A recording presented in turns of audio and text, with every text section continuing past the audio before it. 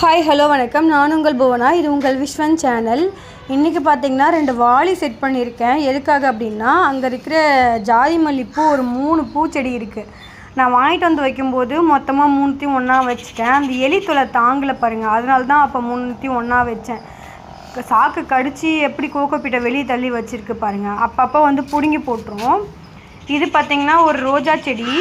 இந்த ரோஜா செடிக்கு ஜிவி வயசு, அதாவது ஜிவி வயிற்றில் இருக்கும்போது நான் பாண்டிச்சேரியிலேருந்து இந்த செடியை வந்து வாங்கிட்டு வந்தேன். இப்போ ரீபாட் பண்ணலாம் அப்படின்னு சொல்லிட்டு மண்புழு உரம் மாட்டு எருலாம் எடுத்துகிட்டு வந்து வச்சுருந்தேன் இல்லையா. இப்போ 2 செடியை இந்த வாளியில் ரீபாட் பண்ணிட்டேன். கடைசியாக ஒரு செடி அந்த பாட்டிலே இருக்குது. ஏன்னா ரீபாட் பண்ண 2 செடி இறந்துடுச்சுன்னா அந்த செடியை வச்சு மெயின்டைன் பண்ணிக்கலாம். அதுக்காக தான். என்கிட்ட ஜாதி மல்லிப்பூவே நல்லா வந்ததே இல்லை. இப்படி தான் வந்து தண்ணியை வந்து நம்ம வெளியே விடணும்.